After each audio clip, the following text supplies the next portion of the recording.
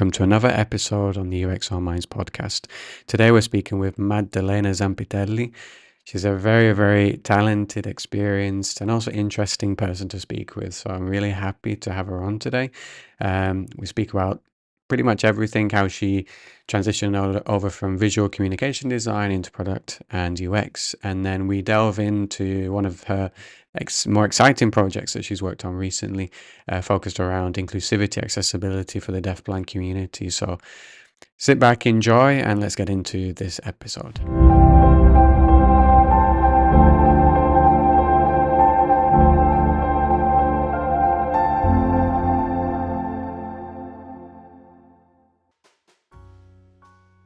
Okay, so I'd like to welcome Maddalena to the podcast this morning. I'm really happy to have you on. I've been following your work for a bit, so I know a bit about you, but obviously this is also a time for me to get to know you. So how are you this morning? Hello, Dale. Thank you for inviting me. Yeah, I'm very happy to be here with you today. No problem. Thank you for accepting. So like I said, I've been following you for a while, so I know that you're a visual designer, product designer, but maybe if you want, you could go into a few more specifics, just kind of explain who you are, what you do now. Sure. So yeah, I am a product designer and a venture builder, and I actually like to define myself as an explorer, as I have quite the multidisciplinary background. I started my path in communication and design, and as soon as I moved to Berlin, I started working in performance marketing. Then I moved on to visual communication for Amazon, in particular with the Italian team for Audible. And that was an exciting moment, especially in Italy, where audiobooks and podcasts were just starting to boom. And I would dare to say also thanks to us. And then I was living in Berlin, and Berlin is a tech hub, and I decided to take my chances, go freelancer and move on to my own studio, start traveling and working with different clients, where I kept working with Audible, and I started offering my design skills, but I also was learning a lot of project management and product, and that's also when I started transitioning to product design and UX. Cool.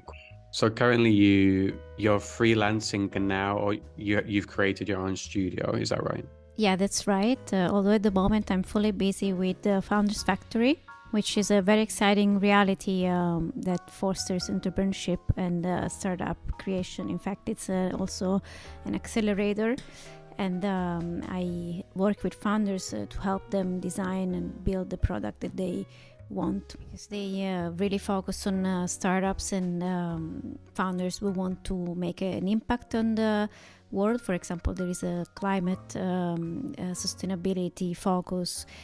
They work with Planet Fund and I, for example, I'm working right now on GridShare, which is a startup that has the objective of the goal actually of democratizing green energy for everybody. And we basically allow people to buy a little piece of a solar park and to help finance it. So that they can stabilize their bill for 30 years.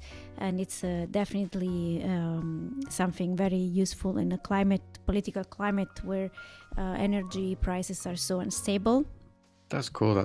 Also, it must be nice to work on something like that, like climate sustainability, things like that. It must give you that, I don't know, satisfaction that you're doing what you love, but also you're doing it for a good cause. Yeah, exactly. And I, as a designer, I really focus on advocating for sustainability and inclusivity.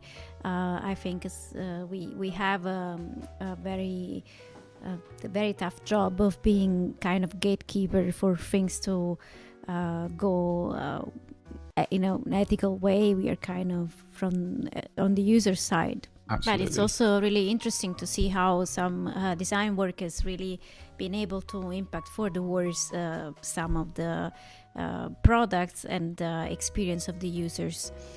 So generally, as a designer, I try to advocate for clarity in UX writing, in avoiding dark patterns that induce users to do choices that usually they wouldn't make with some more thoughts or Yeah, it's true. Also, like you say, like what we create and what you create as well, like it has a huge impact in certain circumstances. And like you say, if we're not thinking about all of the possibilities, including like accessibility and all these things, then you're not doing your job, basically. From my point of view, I completely agree. And we will go a bit more into this inclusivity aspect of what you do later on in this episode. So we'll be discussing an exciting thing that you've done recently.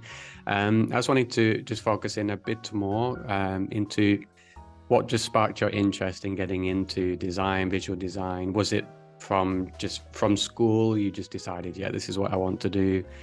I don't know, you just saw the talent that you have, or was it something later on that kind of drew you to this field?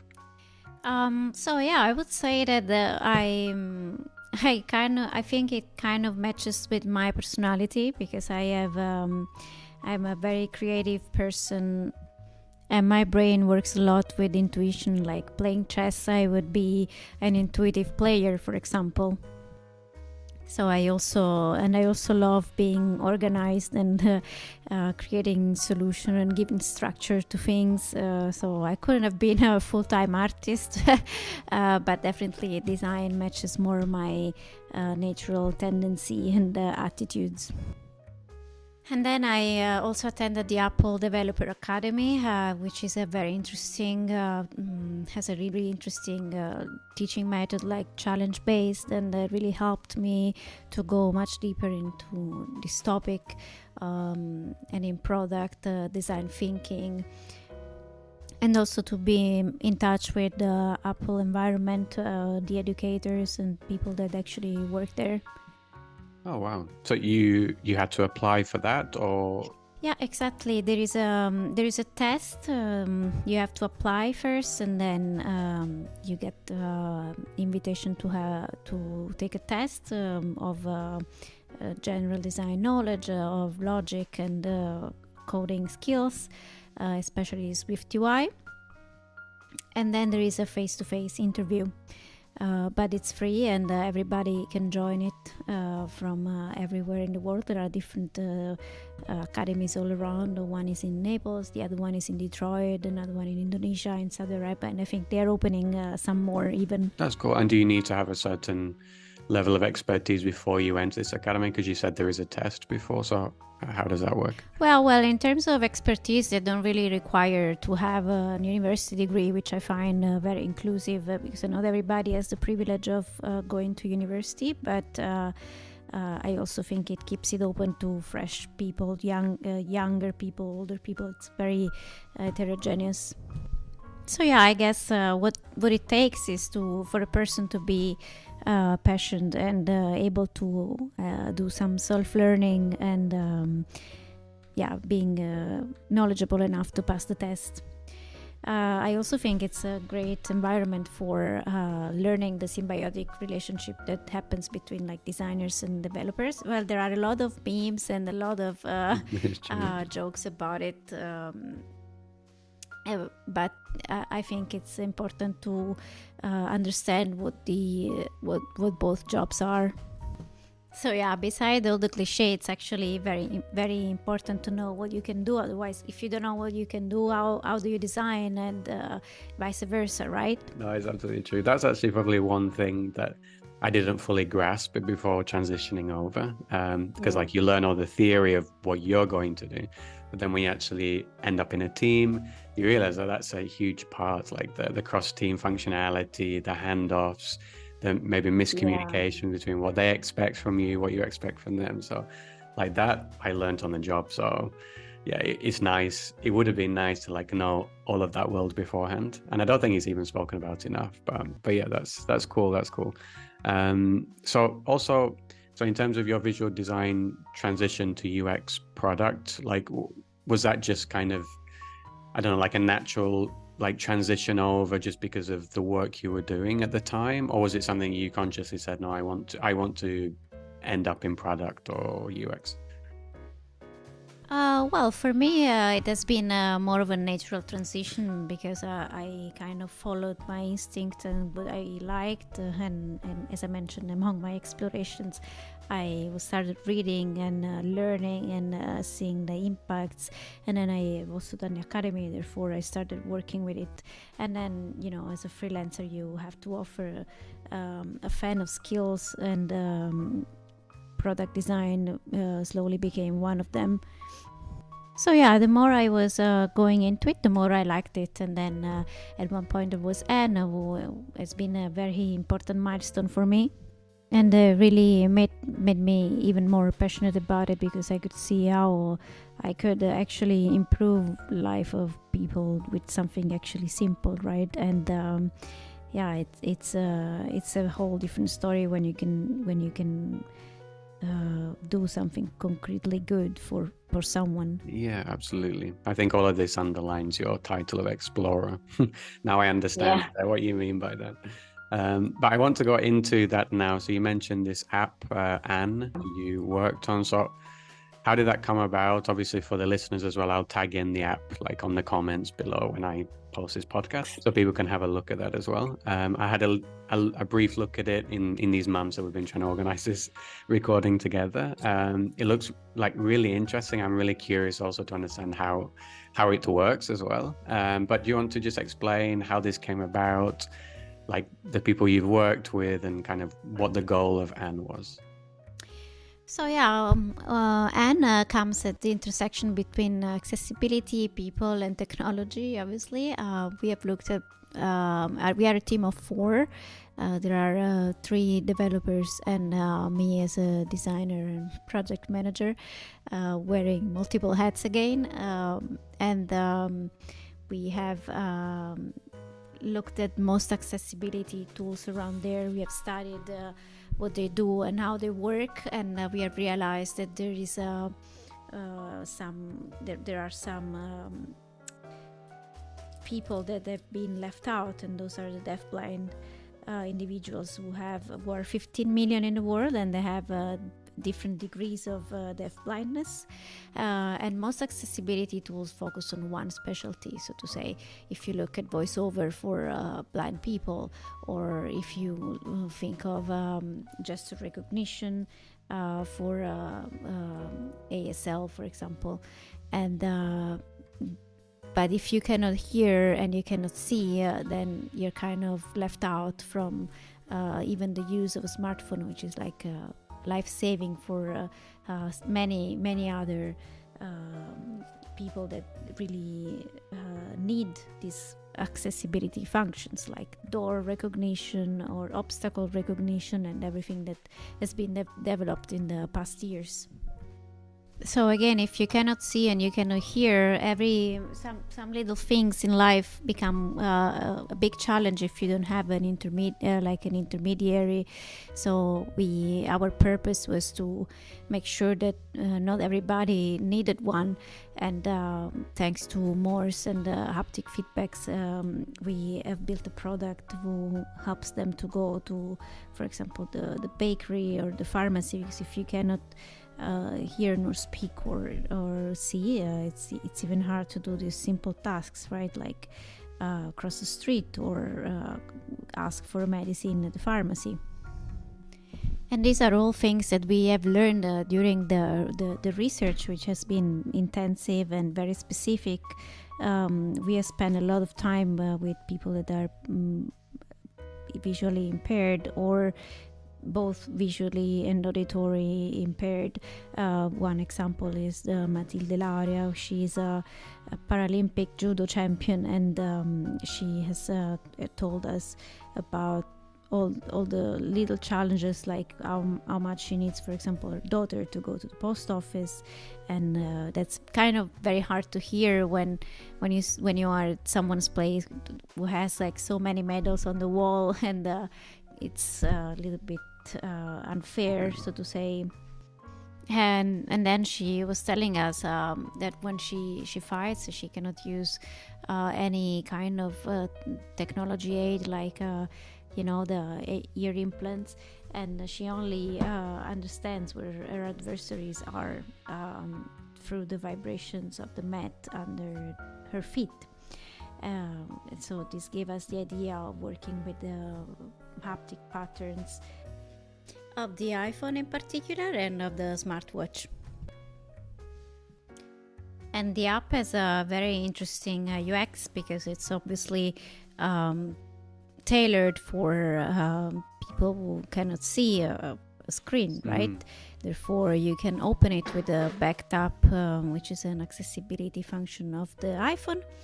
And then it's completely designed to work with gestures that are easy to memorize after a little bit of the onboarding. That has a very specific training for that, and then one can use it. And for each gestures, there is a function assigned, and the opposite of the same function to terminate it is the same gesture.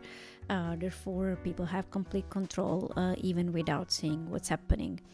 And of course, like, the design process was harder than normally is because I myself couldn't work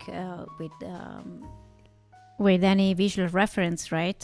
So I had to literally use workflows and diagrams to assign every prototype and to assign every gesture to the next. And I would say it is quite more complex than it might seem at first, and it requires a little bit of studying, but it's designed for people that eventually have to learn some kind of device for living every day, especially those who became blind later in life and couldn't learn Braille as kid, and Braille is a very hard tool to use when you're a grown-up, especially the tactile part. Therefore, using the app with learning Morse is already easy, especially with the app, and using it really makes the difference compared to just using and focusing on Braille. But you always have to offer like a set of tools. It's not a substitute, but you have to offer them what they think it's right for that moment and that situation. And in addition to that, the app actually communicates out loud what they want to say. So there is a listening button that allows to translate what other people are saying in Morse, and then they can answer, and the phone will speak up what they actually want to say. And we have researched, like during the research, for example, there was a guy who really was curious to know if it will be possible with the app to have short conversations in the elevator. And it's funny because then upon his request and other users' requests, we have developed the shortcuts and abbreviations that allows them to repeat some phrases like can you help me cross the street, or hey, how are you doing today, just with a simple combination of 3 letters. Okay, so it's like so it communicates audibly what that person wants to communicate. I don't know, like you say, if they're outside, they can access this app on their phone and it allows them to communicate to others around. Yeah, exactly. And the roadmap for the app is quite long. We have some features in the pipeline that are waiting to be developed. Of course, it takes some time because we are only 3 people at the moment. But at the same time, it's getting quite some attention. We have been, for example, a finalist of the Apple Design Awards in Cupertino last year. Then we have been invited to the International Deafblind Conference, and we've been sponsored by them, and that was a fantastic occasion to meet other people working in the same field and the users that actually use the app every day. That's amazing. That's really cool. Yeah, it really appealed to me when I think that's how I got in touch with you. Like, I saw it was shared somewhere on LinkedIn, I think, and it really appealed to me because it is something that also is close to my heart, like just in general in my family. So it is something, accessibility, allowing people that don't have maybe the situations that we have to be able to interact with things and the world around us, or maybe interact with it in a different way, that they also have the ability to access things that we would access, but also with the same ease, if that makes sense, without having to overcome difficulties and hurdles like already that they have to overcome in their life. So no, it's something that's like really amazing, and like I'm really happy for you as well that you've been able to create it, and also that it's getting the recognition it deserves. So well done. Yeah, thank you. Also, I think it'd be interesting, just the whole process, because it makes you, like you said before, like you're not designing, let's say, with the importance on visuals, because that's usually like the main focus of a whole design process. And when you do usability tests, it's the questions that, as a researcher, you generally focus on the person is like, is it clear? Is anything confusing? It's all visual. So I imagine it made you like rethink as well how you do a design process. Well, what changed in this case in particular, there's been a lot of learning, and I think it's important to spend first time with the people that are actually going to use the product, and to actually see how they use the technology and how do they interact with them. And then you see things that you would never imagine. For example, when I show some material that I have about the research, people are very curious about the fact that a visually impaired person uses the phone completely with the braille keyboard without holding the phone very often, right? If they can understand braille, and this makes you rethink your design skills in general. Like, for example, the alt text might be an unpopular opinion, but it's often very useless, because lots of time images are descriptive, and when you're only listening to content, you don't always want to hear about non-relevant image description. So in this case, for example, I learned that decorative items in a page shouldn't be included in the text that the voiceover will be reading, otherwise people get very bored about it. And also I've learned the hierarchy in what I'm creating, and what will be and how it will be experienced when people use this technology in another way that is just different from me. So I have to learn to focus on the essential, and to be very intentional in designing the focus of the page and what I actually want to say. But I think the most important learning is that I am experiencing a reality that is not the same of someone that has a different set of tools in their body. For example, they use audio rather than visual, right? So it's not about just being different, it's about the mismatch into the accessibility of the tools. Absolutely. And instead of thinking of an average mythical human, you have to adapt what you're making for the actual needs.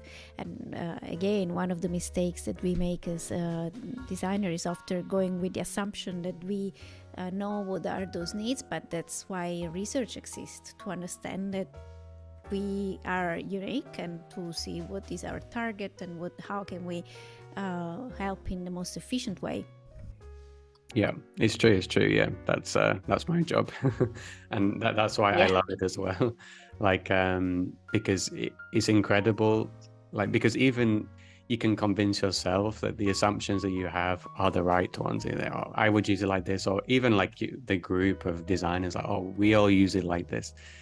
But it's interesting, like you quickly see after even the first 2 or 3 people that you interview that they use it in a completely different way, or like the things that you as a design team or even a product team or even a whole company, you look and read something and you all understand it in a certain way, because obviously you have your own biases, you all know the product and the objectives of the company inside out. But when you actually speak to someone that doesn't know all of that, they interpret it in a completely different way.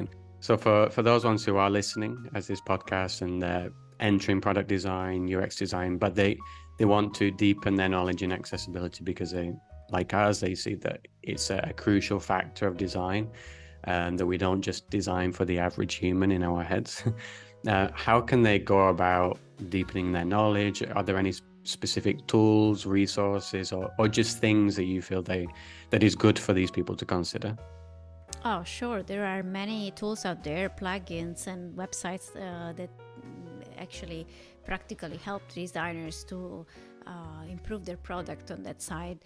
Although I would like to recommend everybody to start learning one of the many skills that the designer today needs to have in their skill set is definitely the negotiation and sales skills, because very often when we work in companies or with clients, they tend to dismiss a little bit this aspect, but it's actually quite short-sighted, because research shows that people who have some sort of impairment or disability has always a network of about 5 people around them who use the same technological environment that they use.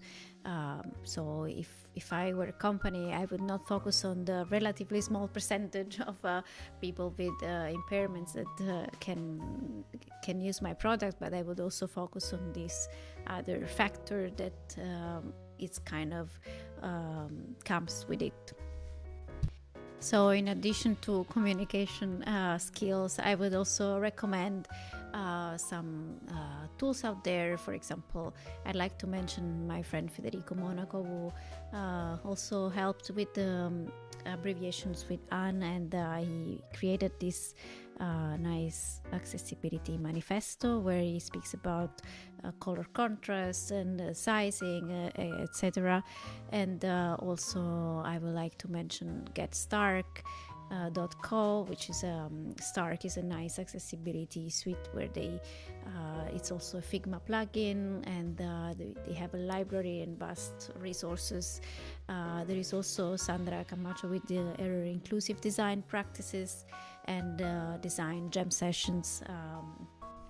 I also love the inclusive and political work of Federica Fragapane, and I would recommend also to read a couple of books like Designing for a Better World from Don Norman, where he speaks not about human-centered design but humanity-centered. I think it's a very interesting concept. And also, for example, the Ruined by Design, which I already mentioned, where you can learn about the Netzwerkdurchsetzungsgesetz, which is a law that forbids Nazi and hate speech in social networks. And these are all examples that we as designers can take and to understand how we can be fostering this kind of environment that is more ethical. I mean, I could speak about it for quite some time, and I am happy to keep in touch with whoever is interested. That's cool. Thanks for sharing those resources. And yeah, the resources, I'll link them like in the comments section when I post this podcast episode.